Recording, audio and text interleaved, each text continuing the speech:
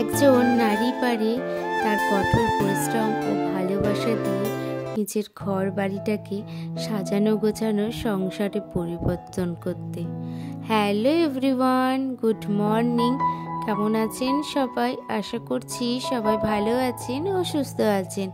আমরাও বেশ ভালো আছি। আমার আরও একটি নতুন ভিডিওতে আপনাদের সবাইকে স্বাগত জানাই। আজ সোমবার আর এখন ঘড়িতে বাজে সকাল 5টা নাগাদ। এখন থেকে আপনাদেরকে সাথে নিয়ে আমি ভিডিওটি শুরু করলাম। আই হোপ ভিডিওটি আপনাদের বেশ ভালো লাগবে। ঘুম থেকে উঠে প্রতিদিনের মতন প্রথমে বাসি কাজটা করে নিচ্ছি। প্রথমেই বাসি কাপড়টা ছেড়ে কিন্তু এই যে ঝাড় দিতে শুরু করে দিয়েছি। প্রথমে বাবার রুমটা আর রান্নাঘরটা ঝাড় দিয়ে কিন্তু নিজের রুমটাও ঝাড় দিয়ে নিয়েছি। এদিকে মার দিদি এখনও ঘুম থেকে ওঠেনি, তো সেই জন্য মাদের রুমটা আর ঝাড় দেওয়া হলো না, একেবারে বাইরে চলে এসেছি। এদিকে গেটটাও খুলে দিচ্ছি।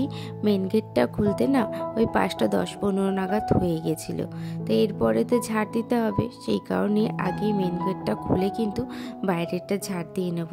তারপরে আবার আজকে হাজব্যান্ডের অফিস আছে, যেহেতু আজকে সোমবার আর কালকে তো হাজব্যান্ড ছিল বাড়িতে, ওই কারণে একটু তাড়াহুড়ো করছিলাম।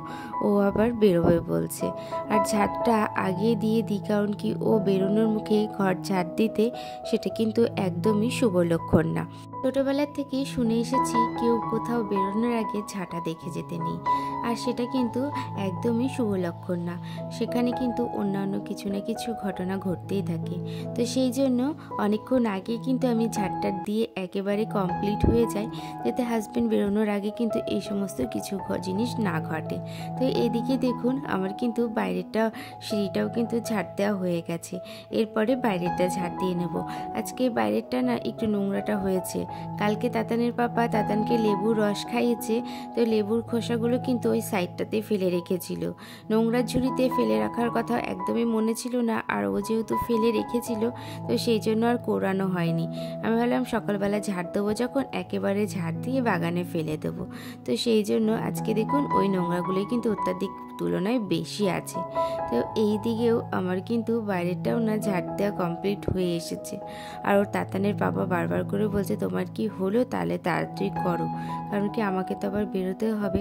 আর আজকে যতটা তাড়াতাড়ি ঘুম থেকে উঠবো ভেবেছিলাম, উঠেছিলাম, কিন্তু কি বলুন তো তাতানের শরীরটা খুব একটা ভালো নেই, তো সেই জন্য ওর সাথে কিছুক্ষণ আবার শুয়ে থাকতে হয়েছে। এদিকে বাইরেটা ঝাড় দিয়ে কিন্তু ঘরের দুয়ারে গঙ্গা জলটা ছিটিয়ে দিয়েছি, আর এই যে গেট লাগিয়ে কিন্তু চলে এসেছি। আবার তার মধ্যে তাতানের পাপার কিছু প্যাকেট করে দিতে হয়েছিল। ওর ওই যে অফিসের মাল ছিল, সেগুলো হোলির কিট ছিল গিফটের, তো সেগুলো প্যাকেট করে দিয়েছিলাম। ওই কারণে ও বলছিল একটু আমারগুলো করে দাও, তাহলে কিন্তু আমার বেরোতে খুব সুবিধা হবে। এই করতে করতে জানেন তো কোথায় যেন 6:30 বেজেই গেছিলো। এই যে এরপরে জামা প্যান্ট ছিল, এক গুচ্ছ আজকে জামা প্যান্ট ছিল। আপনারা লাস্টেই দেখতে পারবেন কত জামা প্যান্ট ছিল। বললামই তাতানের শরীর ভালো নেই, তাতানের খুব পটি হচ্ছে, ওই কারণে কিন্তু আজকে কাঁথার পরিমাণটা অনেকটা বেশি। এই যে একগুচ্ছ জামা প্যান্ট নিয়ে কলতলায় চলে এসেছি। আর কলতলাটা না এতদিন হয়তো আপনারা দেখেছেন একটু নোংরাভাবে ছিল, তো কালকে বাবা পুরো কলতলাটাই পরিষ্কার করেছে। সমস্ত যত কাগজ ছিল সমস্তই কালকে পুড়িয়ে দিয়েছে, সেই জন্য কলতলাটা একদম পরিষ্কার লাগছে। আর দেখছি কিছুটা নোংরা ছিল, সেটা আমি কি করলাম ঝাড় দিয়ে রেখে দিলাম, তাহলে যখন জামা প্যান্টগুলো ভিজিয়ে রাখবো তখন অসুবিধা হবে না। এদিকে দেখুন জামা প্যান্টগুলোও কিন্তু ভিজিয়ে কাঁচা হয়ে গেছে। আর ওই যে দেখছেন বালতির মধ্যে এক গাদা কিন্তু জামা প্যান্ট, তো তারপরেও কিন্তু এখনও হাফ গামলার মতো জামা প্যান্ট ছিল, সেগুলো কাঁচা। এগুলো কেচে রোদে দিয়ে আসতে হবে, তারপরে কিন্তু ওইগুলো কাচবো। আর এই সাইডে দেখুন হাজব্যান্ডের অফিসের জামা আর প্যান্টটা কিন্তু রেখে দিয়েছিলাম। জিন্সের প্যান্ট তো কিছুক্ষণ না ভেজালে না একদমই নোংরাটা উঠতে চায় না, তো সেই জন্য আমি প্রায় আধ ঘন্টার মতন কিন্তু জিনিসগুলো ভিজিয়ে রাখি, তাহলে সুবিধে হয়, নোংরাটা উঠে যায়। জামা প্যান্টগুলো কেচে কিন্তু একেবারে স্নান করে ঘরে চলে এসেছি। আর ঘরে এসে কালকে এই বেডশিটটা পেতেছিলাম রাত্রেবেলা ওই শোয়ার আগে, তো সেভাবে ভালোভাবে পাতিনি, তো সেই কারণে এখন একটু ভালো করে পেতে রাখলাম। কারণ কি, যে কোনো জিনিস যদি সুন্দর করে না রাখা হয় না, তাহলে কিন্তু যত ভালোই জিনিস হোক না কেন সেটা কিন্তু সৌন্দর্যটা একদমই বাড়ে না। এদিকে বেডশিটটাও পেতে নিচ্ছি, আর ওপরে কিন্তু তাতান খুব কান্নাকাটি করছে। তাই মা বলছে একটু তাড়াতাড়ি আসো, দেখো কেন কান্নাকাটি করছে। যেহেতু পটি হচ্ছে তো হয়তো ওর পেটে ব্যথা করেছিল, তো সেই কারণে খুব তাড়াতাড়ি কাজগুলো করছিলাম। আর জানেন তো, যত তাড়াতাড়ি কাজ করতে যায় না, তাড়াহুড়ো জিনিস কিন্তু সব থেকে দেরি হয়। এই যে একবার বেডশিটটা কিন্তু পেতেছিলাম, তো তারপরে আবার উল্টো করে ভুল করে পেতে ফেলেছিলাম তখন, তো সেই জন্য আবার ঠিক করে বেডশিটটা পাতলাম। এদিকে দেখুন ব্ল্যাঙ্কেটগুলো গুছিয়ে নিচ্ছি। আর জানেন তো, এখন তো আর সেরকম তো ঠান্ডা নেই, একেবারেই গরম পড়ে গেছে বলতে পারেন। আমাদের তো এখন প্রত্যেকটা দিনই কিন্তু ফ্যান চলছে, তাতান এক ফোঁটা কিন্তু ওই গরমের মধ্যে থাকতে পারে না। মাত্র একটা ব্ল্যাঙ্কেটই ইউজ হয়। এই যে দেখছেন যেটা এখন গোছাচ্ছি, সেটাই শুধুমাত্র একটু হালকা তো এই ব্ল্যাঙ্কেটটা, তো সেটা শুধুমাত্র আমিই নিই। আর তাতানের পাপা তো একদমই ব্ল্যাঙ্কেট নিয়ে ঘুমায় না, ওদের প্রচণ্ড গরম। তো ওই কারণে আর প্রত্যেকটা দিন জানেন তো আমাকে দুটো করেই ব্ল্যাঙ্কেট গোছাতে হয়, যেহেতু খাটের ওপরে থাকে। আর সেটা জানেন তো এলোমেলো হয়েই যায়। কবে থেকে ভাবছি যে ব্ল্যাঙ্কেটগুলো ধুয়ে একেবারে ওঠাবো, কিন্তু সেটা আর হয়ে উঠছে না। একার পক্ষে তো সম্ভব না এত এত ভারী ব্ল্যাঙ্কেটগুলো ধোয়া, তো আরেকজন হলে বেশ সুবিধে হয়। তো ওই কারণে দাদানের পাপা যেদিন একটু ফ্রি থাকবে সেদিনই ব্ল্যাঙ্কেটগুলো ধুয়ে কিন্তু রোদে দিয়ে ভালো করে শুকিয়ে একেবারে উঠিয়ে দেবো। আর জানেন তো, খাটের নিচটা এতটা ভর্তি হয়ে গেছে, তো সেই জন্য আমি তুলে যে খাটের নিচে ঢোকাবো সেটাও কিন্তু আমার পক্ষে সম্ভব হচ্ছে না। তো এই জন্যই 3টে ব্ল্যাঙ্কেটই কিন্তু রেখে দিতে হয়। দুটো তো আমাদের ইউজের ছিল, আর একটা তাতানের ইউজের। তাতানেরটা কেচে উঠিয়ে রাখবো, সেটার সমস্যা নেই, কিন্তু আমাদেরগুলো কাচতে আমার একার পক্ষে সম্ভব না। এইদিকে ব্ল্যাঙ্কেটগুলো গুছিয়ে সুন্দর করে রেখে দিয়েছি। আর ওই যে বললাম, কালকে তাতানের জন্য অনেকগুলো কাঁথা বের করেছিলাম, তো যেগুলো ইউজ হয়নি সেগুলো কী করলাম, আবার যেখানে জায়গা জিনিস সেখানেই রেখে দিয়েছি। এদিকে খাটটাট গোছানো হয়ে গিয়ে তারপরে হচ্ছে যে গীতাটা পড়ে নেব। অনেকটা বেলা হয়ে গেছিল, তখন বাজে কটা, মনে হয় 8:30 বেজে যায়। তো এরকম বেলা হয়ে গেছিলো, এতটা বেলা করে রীতিমতো আমার হয় না গীতা পড়তে, তো তার জন্য একটু তাড়াহুড়ো করে বেশিক্ষণ পড়িনি, ওই একটা শ্লোক পড়েই কিন্তু আজকে ছেড়ে দিয়েছিলাম। তো এদিকে দেখুন গীতাটা পড়ে কিন্তু বাইরে চলে এসেছি জামা প্যান্টগুলো মেলতে। নিচে এই দুটো বেড কভার দিয়েছি আর তাতানের কাঁথাগুলো দিয়েছি। এগুলো তো একটু ভারী জিনিস, তো এগুলো রোদ পেলে শুকিয়ে যাবে। আর বেড কভারটা বেশ তাড়াতাড়ি শুকালে অন্যান্য জিনিসগুলো কিন্তু এখানে মেলতে পারবো। আর ওপরে মা আর দিদি একটুখানি ছাদটা গোছাচ্ছে, তো সেই জন্য মা বললো জামা কাপড়গুলো রেখে যাও, তুমি নিচে চলে যাও রান্না বান্না করতে, আমি মেলে দেবো। এই যে নিচে চলে এসেছি। আর আজকে জানেন তো একাদশী, তো সেই জন্য আমাদের বাড়িতে শুধু খাওয়ার মধ্যে বাবাই খাবে। আমরা তো সবাই একাদশী করি, আর হাজব্যান্ড আসবে নাকি তার কোনো ঠিক নেই, ওই কারণে শুধু বাবার জন্যই কিন্তু রান্না করছি। তো বাবা বললো শুধু আলু সেদ্ধ আর আমাকে একটু ডাল করে দাও, তাতেই কিন্তু আমার হয়ে যাবে। একটা সাইডে দেখুন ভাত আর আলু সেদ্ধ বসিয়ে দিয়েছি হাঁড়িতে, আরেকটা সাইডে হচ্ছে যে ডালটা করে নিচ্ছি। প্রথমে মুসুর ডালটা সিদ্ধ করে নিয়েছি, আর আজকে না টমেটো দিয়ে ডালটা করব। এই যে দেখুন ডালটা সিদ্ধ হওয়ার পরে কিন্তু হলুদ, টমেটো আর নুন দিয়ে কিন্তু কিছুক্ষণ ওই ফুটিয়ে নিয়েছি। ওই 15 থেকে 20 মিনিটের মতন ফুটিয়ে নিলেই কিন্তু ডালটা আরও ভালো করে সিদ্ধ হয়ে যাবে। এরপরে ফোড়নে দিয়ে দিলাম একটু তেল আর হচ্ছে সর্ষে। যেহেতু টক ডাল হবে, তাহলে সর্ষে দিয়েই কিন্তু বেশ সুন্দর লাগে খেতে। এই যে সর্ষেটা ফোড়নে দেওয়ার পরে কিন্তু ডালটা আমি দিয়ে দিচ্ছি।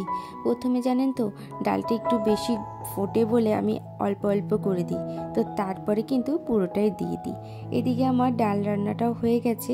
নামানোর আগে জানেন তো একটু ধনেপাতা দিয়ে দিয়েছিলাম, তাহলে বেশ সেন্টটা বেশ সুন্দর লাগবে। আর আজকে জানেন তো টেস্ট করতে পারিনি, নুন কেমন হলো কি কীরকম হলো বলতেও পারবো না, যেহেতু আমাদের একাদশী, তো সেই কারণে। এরপরে ওই যে গ্যাসটা মুছে দিচ্ছি। আর আজকে তো ভারী কোনো কিছু রান্না হয়নি, মাছ টাছ রান্না হয়নি, তো সেই জন্য আজকে আর সাবান দিয়ে কিন্তু গ্যাসটা মুছিনি, ওই কাপড়টা দিয়ে কিন্তু গ্যাসটা হালকা করে জল দিয়ে মুছে নিয়েছি। তাতেও কিন্তু বেশ সুন্দর ক্লিন হয়েছে। এবার থেকে ভাবছি হালকা পাতলা রান্না হলে কিন্তু এভাবে গ্যাসটা মুছে রাখবো। ওই প্রত্যেকটা দিনই তো সুন্দর করে সাবান দিয়ে মুছি, অনেক সময় ভাবি কি বারবার করে জল দিয়ে মুছলে জং পড়ে যাবে না তো, কিন্তু দেখেছি সেরকম কোনো সমস্যা তো খুব একটা হয় না। আজকের থেকে ভাবলাম কি যে হালকা পাতলা কিছু রান্না হলে এভাবেই কিন্তু গ্যাসটা মুছে রাখবো। এই যে রান্না করার পরে কিছু বাসন ছিল, সকালে বাবা খেয়েওছে, তো সেই বাসনগুলো একসাথে নিয়ে কিন্তু ধুয়ে নিচ্ছি। জানেন তো এই যে কড়াইটা দেখছেন কালো কড়াইটা, ওটা একেবারে না মানে পুড়তে পুড়তে একদমই কালো হয়ে গেছে।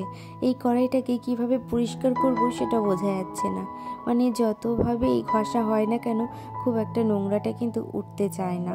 তো ওটাই ভাবছি কিভাবে পরিষ্কার করব। আপনারা কেউ জানা থাকলে একটু জানাবেন তো। এই যে নিচে রান্না বান্না করে বাসন টাসন ধুয়ে কিন্তু টাইলসগুলোও পুরো ভালো করে মুছে টুছে রেখে ওপরে চলে এসেছি। আর যেহেতু আমাদের একাদশী, তাই আমাদের একাদশীরই কিন্তু সবজি রান্না করতে।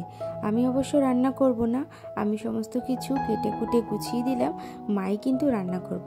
আপনারা তো অনেকেই জানেন, যারা আমার ডেইলি ভিউয়ার্স তারা জানেনই নিরামিষের দিনে কিন্তু মাই রান্না বান্না করে। ওদিকের ওপরের সমস্ত কিছু গুছিয়ে নিচে এসেছিলাম জানলাটা খুলতে, যেহেতু অনেকটা বেলা হয়েছে জানলাটা আর খোলা হয়নি। আর এই যে মা একেবারে ভোগ দিয়ে কিন্তু আমরাও খেতে বসে গেছি। মা আজকে করেছিল হচ্ছে যে পাঁচমিশালি সবজি করেছিল আর সাবুর পরোটা করেছে। এই দুটো রেসিপি আপনাদের সাথে কোনো একটা দিন শেয়ার করব। আজকে ভেবেছিলাম শেয়ার করব, কিন্তু মা না বসিয়ে দিয়েছিল, আর আমিও সেই টাইমে ছাদে ছিলাম না, ওই কারণে আর শেয়ার করতে পারিনি। এই যে খাওয়া দাওয়ার পরে বাসন টাসন ধুয়ে কিন্তু রেখে দিয়েছিলাম জল ঝরানোর জন্য একটুখানি রোদে। তো জলটা দেখছি বেশ সুন্দর করে ঝরে গেছে, তো সেই জন্য কী করলাম, এবারে বাসনের র্যাকগুলোতে কিন্তু রেখে দেবো। এরপরে অনেক কাজ আছে, আর কাজগুলো করে নিচেও যেতে হবে। একটুখানি ভাবছি আজকে একটু রেস্ট নেবো দুপুরবেলা, কারণ কি ওই যে সারাদিন না খেয়ে রয়েছি, তো খাওয়ার পরে না একদম না শরীরটা ছেড়ে দেয়। এদিকে শাকটা কিন্তু দেখুন আজকে বেছে রাখা হয়েছে, কালকে সকালবেলা পারণ হবে, তো তখন শাকটা রান্না করা হবে। আর কালকের পারণটা অনেকটা ভোরবেলাতে 5:30 থেকে 8:30টার মধ্যে, তো সেই জন্য আজকেই কিন্তু অনেকগুলো কাজ গুছিয়ে করে নিচ্ছি। তাহলে কি হবে, সকালবেলা ওই হুড়মুড়ে তাড়াহুড়ো ভাবটা কিন্তু একদমই থাকবে না। এইদিকে দেখুন আমার কিন্তু ওপরে ছাদটাও ঝাড় দেওয়া হয়ে গেছে। তারপরে নিচে চলে যাব, নিচেরও অনেক কাজ কিন্তু এখনো পর্যন্ত পড়ে রয়েছে।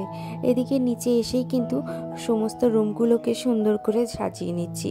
আর জানেন তো একজন মেয়েই পারে তার কঠোর পরিশ্রম ও ভালোবাসা দিয়ে নিজের ঘর বাড়িটাকে কিন্তু সুন্দরভাবে সাজিয়ে গুছিয়ে নিয়ে একটি সুন্দর সংসারে পরিণত করতে পারে। সংসারে যত ঝড়ঝাপটা আসুক না কেন, আমরা কিন্তু পারি সেই সংসারটাকে খুব সুন্দর করে কিন্তু আগলে রাখতে। তো এদিকে দেখুন আমার কিন্তু অনেকটা কাজ এগিয়ে গেছে। এই যে নিচে এসে কিন্তু আমি ঘরটা ঝাড় দিয়ে নিয়েছি, প্রত্যেকটা রুম ঝাড় দিয়ে বারান্দায় এসেছি। তো বারান্দায় দেখছি সোফার নিচে একটু নোংরা পড়েছে, তো সেটাকেও কিন্তু ঝাড় দিয়ে নিয়েছি। আর এই যে ঝাড় দিয়ে কিন্তু বাইরে এসে সেটাকেও ঝাড় দিয়ে এরপরে কিন্তু বাইরের উঠোনটা ঝাড় দিয়ে নেবো। বাইরে তো সেরকম উঠোন নেই, ওই অল্প একটু উঠোন, সেটাকেই ঝাড় দিয়ে নেবো। আর জানেন তো আম গাছের থেকে এতটা পরিমাণে পাতা পড়ছে, মানে এই এখন ঝাড় দিলে কিছুক্ষণ পরে দেখছি আবার সেই রকমই নোংরা হয়ে রয়েছে। আর এখন যেহেতু পাতাগুলো সমস্তই শুকিয়ে গেছে, তো সেই কারণে হাওয়াতে পাতাগুলো কিন্তু একটু বেশিই পড়ছে। তো এদিকে বাইরেটাও ঝাড় দিয়ে কিন্তু এরপরে সোফাটা গুছিয়ে নেব। তো চলুন আজকের মতন ভিডিওটা আমি এখানেই শেষ করলাম। যদি আমার ভিডিওগুলো ভালো লেগে থাকে তাহলে আমার পাশে থাকবেন। দেখা হচ্ছে নতুন একটি ভিডিওতে নতুন কথার সাথে।